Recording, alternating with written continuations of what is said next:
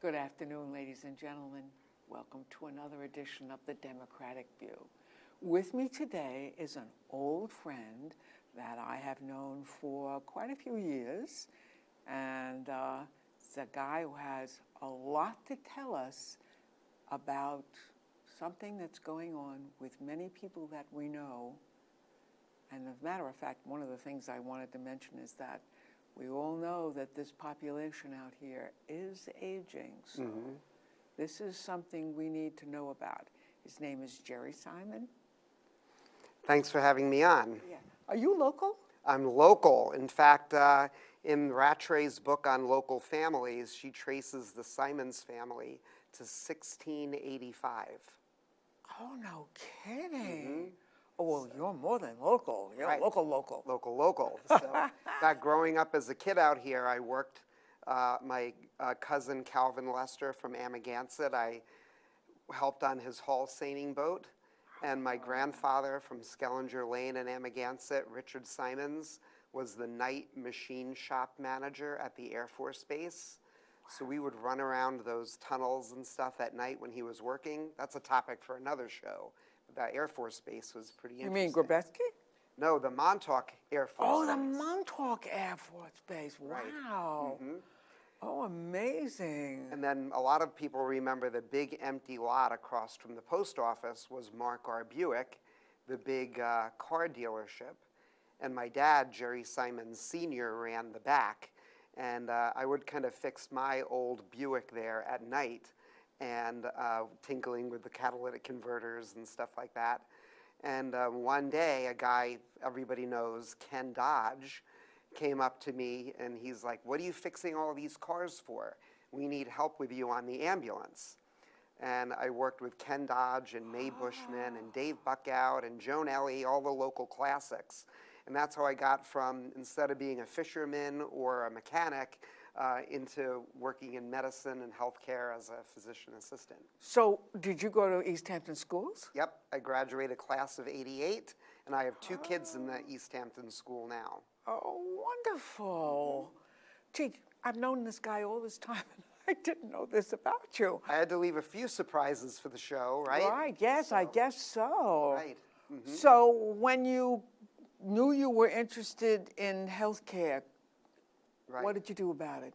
Well, basically, my first ambulance call with Mae Bushman when someone fell in front of Sam's restaurant and was bleeding badly. I was really nervous, but seeing how happy the person was to get help made me really realize that this is what I was interested in doing. So, and then then what? Yep, and then I joined the East Hampton Ambulance, and then I went to SUNY Stony Brook for my undergraduate degree, and then I went to Cornell in Manhattan, the medical college, where they have the PA program there, and I graduated in 1995 from there. You know, I like to tell people about Stony Brook. I remember, as an educator, of course, I always read this section that the Times used to have on education, and they compared the SAT scores of Harvard and Yale with Stony Brook. Right. They were equal. Right. Stony Brook had an incredible, wonderful class of people that were going there. Right. So it is really quite a school. Yeah, it's true. It's definitely, people from all over the world want to go to Stony Brook now. So, Yes. And it's right in our backyard. That's almost. right. That's right.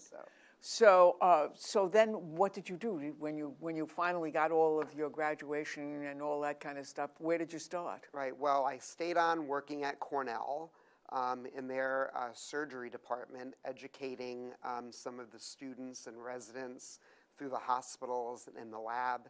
And then I worked part-time at Cornell, and then I've worked part-time here in East Hampton and Southampton at local doctors and the urgent care centers, and a stint at Brookhaven working in the surgery section there. So I've kind of had a mix oasis of kind of East End and the city as well.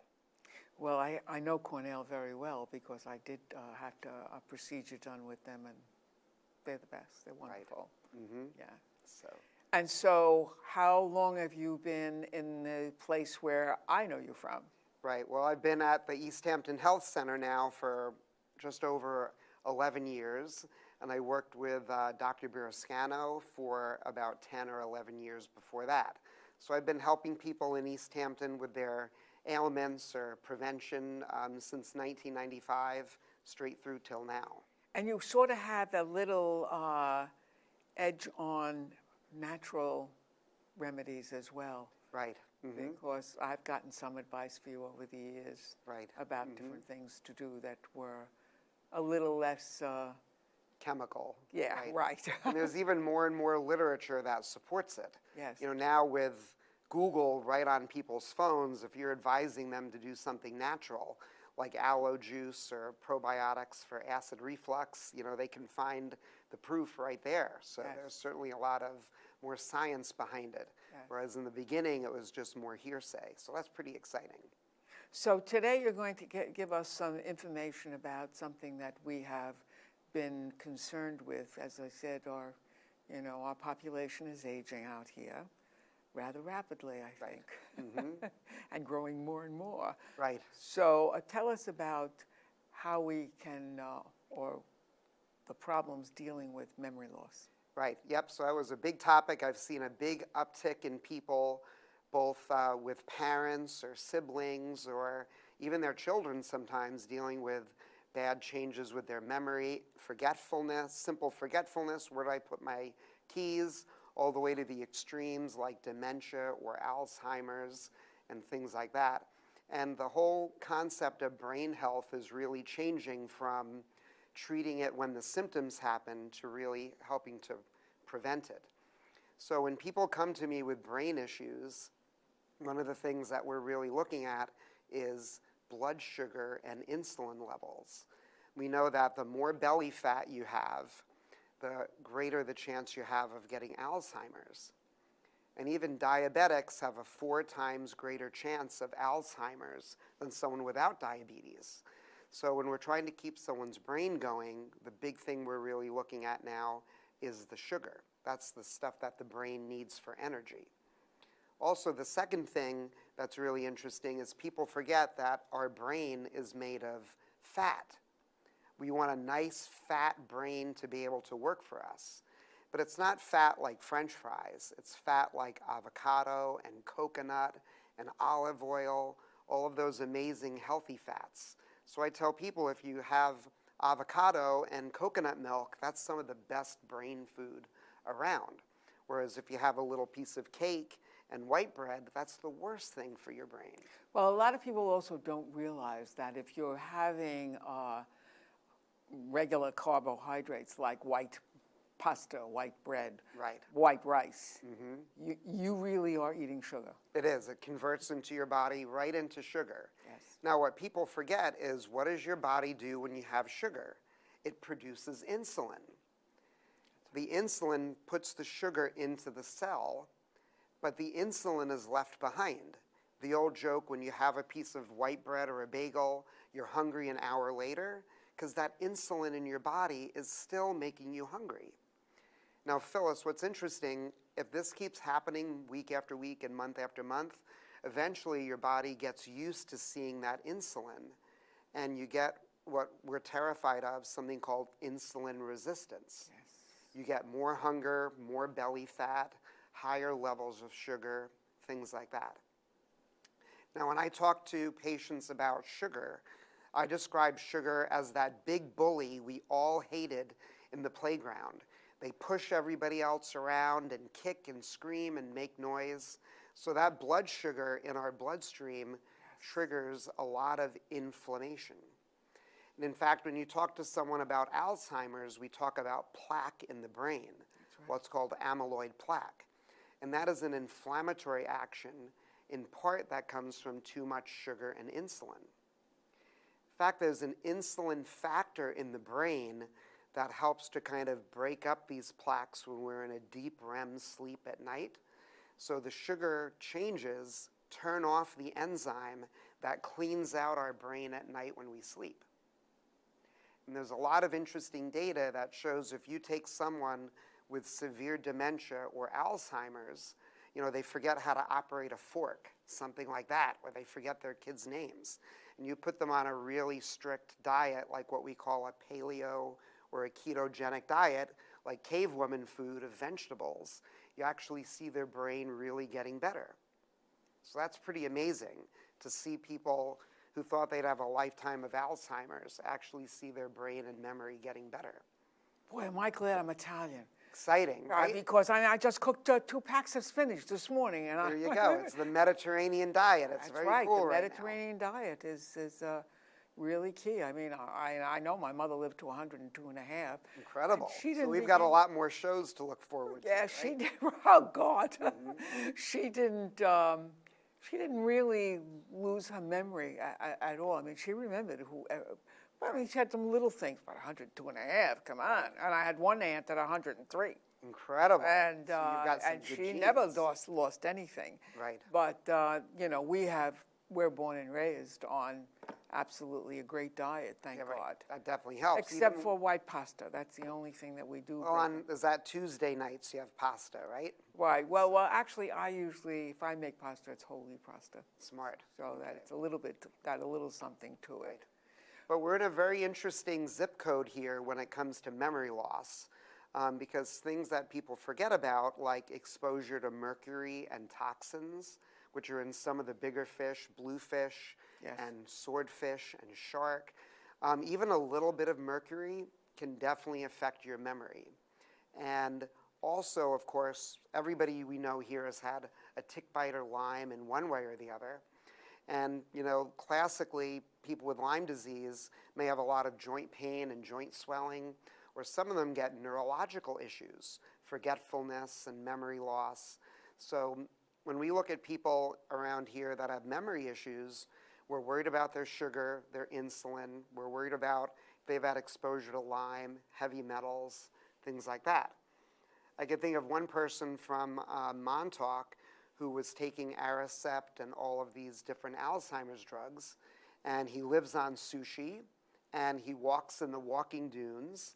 So we found that he had a blood level mercury that was very high, and he had a Lyme titer that was very high. So as we treated those, he started remembering his kids' names. He was tying his own shoes. So it was really remarkable. And we see these stories a lot if we kind of put all of these different issues into perspective. And I used to love swordfish. When I was in college, I would write my mother a letter and say, make me swordfish when I go home. I don't think I've had it since college. Wow, incredible. Well, because we knew a long time ago that it had a lot of mercury in it. Right. Mm-hmm. The larger the fish, the more yeah, because they're eating the smaller fish, and it kind of goes right up the cycle that way. That's right, so, that's right. Mm-hmm. And So what we know is that the brain has a lot of inflammation when you have people with dementia and Alzheimer's. In fact, the pathology community, when they do an autopsy on the brain from Alzheimer's, everybody uses the term, the brain looks like it's on fire. It's hot and swollen and inflamed. And that's the effect of the sugar, which triggers these amyloid plaques, which is what we look at when we do scans. Wow. Of course, sugar turns into triglycerides, which makes cholesterol bad. And we can check like good and bad cholesterol, but there's a special marker of inflammation called homocysteine. And the higher the homocysteine, how sticky your cholesterol is, the worse your memory loss could be. So when we have someone with diabetes, 4 times greater risk, obesity, double the risk of Alzheimer's, and we do the homocysteine blood test, now we're getting really nervous that their brain is not in any kind of state to function properly. So when we find this, when someone just has mild memory issues, we're really saving and changing not only their life, but their whole family by preventing this kind of realm of dementia that they're getting into.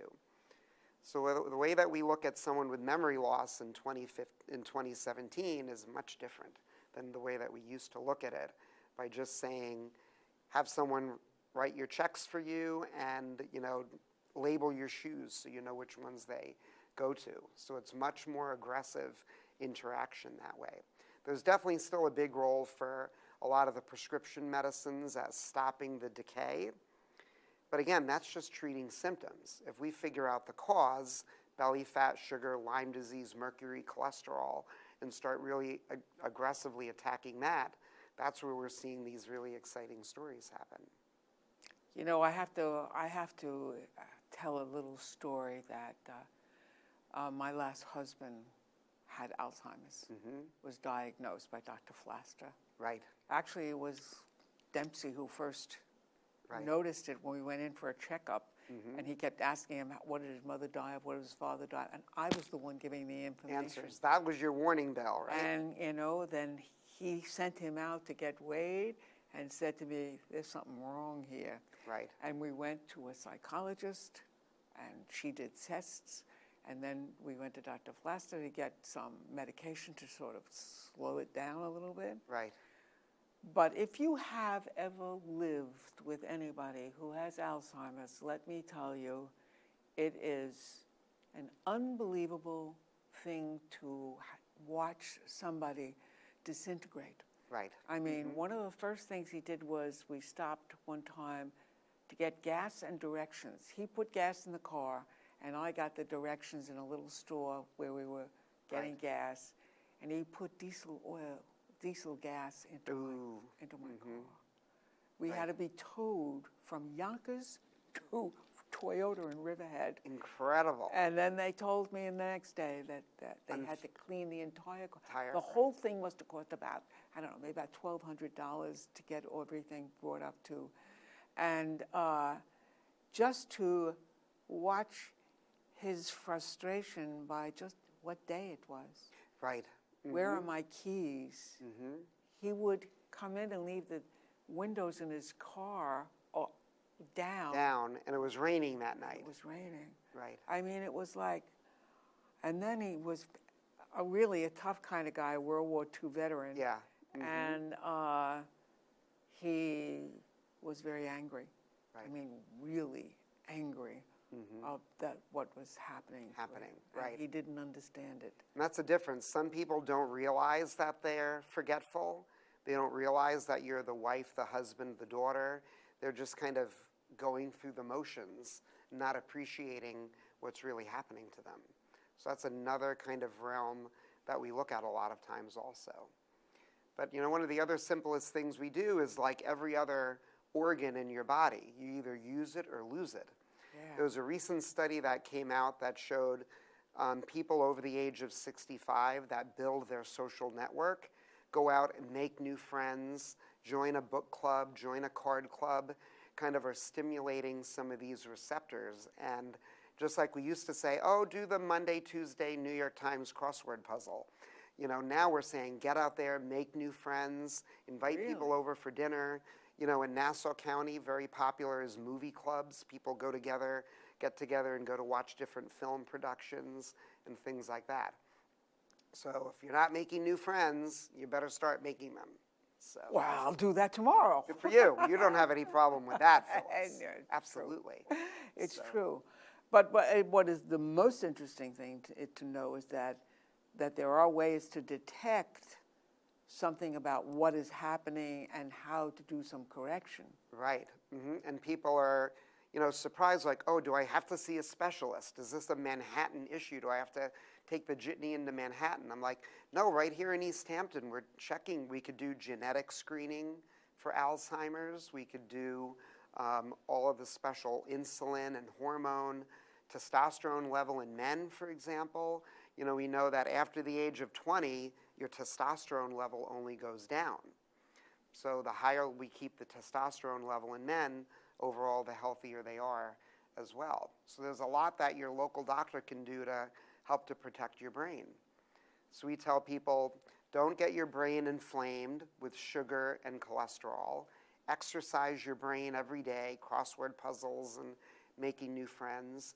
Eat the foods that make your brain want to work. The avocado and the coconut and the healthy nuts and all of those different types of things. Yeah, that's amazing, the healthy nuts. I mean, that's that's something that's come into play in the last couple of years. I Right. love it. I love it. There's nothing better than having, nuts around. Yeah, I tell people there's nothing like a handful of raw almonds to replace that bagel that you might normally have in the morning, for example. You know what I mean? Yes, I do. I do, because I was, one of the things that you and I mentioned to you in a visit was that I always knew, long before anybody ever told me, that the dementia, the Alzheimer's thing, had some connection to sugar. Right. Because the people I knew who were symptomatic were always the people who had cookies, Yeah. cakes, started their day Right. with a piece of cake and a cup of coffee. And Right. Sometimes 2 pieces of cake. Yes, Right? you're right. You're right. And a So- piece of cake before they went to bed. And cookies all day long. I mean, And Phyllis, this is what got you and I talking in the hallway, where I That's was right. like, we're using the term diabetes type 3. that's right. Is kind of the new name for what some people would call Alzheimer's That's disease, right. diabetes type 3. Now, one of the things that we know is that if you do a scan, like what Dr. Flaster would do that you talked about, Yes. and we see that they have these amyloid plaques, those plaques are basically a cry for help. It's an inflammatory reaction. So it's very important to find what's making those plaques before you really start treating the plaque. You want to put the fire out and then start the repair process. So that's one of the other important things that we look at, is kind of what the state of the brain is, both from lifestyle and diet, and then also genetics. I'm a big fan of the 23andMe, which is a home genetic test that you could do that helps you to identify risk factors and help you with your diet and those different types of things. Yeah, but also I will say this, if you've got a brain in your head, you have probably tracked what people in your family die of. That's true. Unless you're really overweight, the bigger your belly, the smaller your brain is. So they may not be tracking that. They've Well, seen we that never on had, scans. I don't have many big bellies in my family. Good for you. We eat that good food, so we Right, don't. exactly. But I do know that, for instance, in my family, there is absolutely no heart disease. Wow. No heart disease whatsoever. But boy, do we have cancer. Got it. That's what they die from in my Well, remember, cancer also are cells inflamed on like crazy. That's right. It's interesting, one of the medicines that we use for diabetes, called metformin, an old cheap generic from the 70s, Right. actually has some anti-cancer properties. And there's been reports that, like, women on metformin have less breast cancer than women who don't. So it's that whole kind of reduction of inflammation, starving the cancer cells of the food, of the sugar that it needs. Same types of thing. I was telling you before about one of my favorite diets, the ketogenic diet, which really drops your sugar and helps to starve cells of the sugar, like cancer cells, that they need to be able to grow. So you are what you eat, like you're learning in health class. Oh boy, oh boy, oh boy, do I believe that. Right. I really and truly, and I always have believed that you are what you eat. And we, thank God, I mean, I had a mother who cooked every single night. Got it, right. And we had a salad every night. single And night. you ate it, right? Absolutely. Sometimes under We duress. We but- all ate it. We ate Right. it, and and of course, in an Italian households, it's eaten at the end of the meal, and Right. not at the beginning. Right. It's almost like a digestivo. Right. It helps we believe, to help with the digestion. Right. But I mean, my mother also had 2 meatless meals a week. A week. Smart. That's becoming all the rage. One of my favorite things that people in East Hampton can take advantage of is the Wellness Foundation. Yes. The Wellness Foundation program is incredible. Yes. So for people that need some motivation, I say, well, talk to the Wellness Foundation. They're good at motivating that. Or I tell them, when you're eating that piece of that juicy donut, you look at your kids as you're eating that donut and you think about, You're not doing anything for I your think health. I ate a donut in 1956. 1956, that's when they were okay. I didn't eat Now it. they're all I haven't eaten a chemicalized donut and since. things It's like not that. my style. No, I mean, I can understand certain little things, but, Right. Mhm. you know, you really, as I said, both my brother-in-law and my husband, I knew that there was Right. some connection with sugar because I saw how they went downhill. Right. And that was their, their Right. big nemesis. That's their big nemesis. And, kind of along those lines of eating and genetics, there are certainly a few restaurants in town that don't like me for my anti-sushi, anti-tuna approach, but definitely getting rid of the mercury from all of the different fish. And if you're out there and a little forgetful or a family member has Alzheimer's and you live around here and you don't know their mercury level, just my own hot-headed opinion, the next time you have your blood test, get those blood tests we talked about. The Lyme titer, the mercury level, the insulin level, homocysteine, how sticky your cholesterol is, and of course all of your blood sugar. One of the famous blood sugar tests we look for is called the hemoglobin A1C, which is kind of how the protein and the sugar work together. When your body sees protein and sugar together, it kind of sees it as the enemy and starts fighting it, that sugar-protein connection. And that now triggers even more inflammation.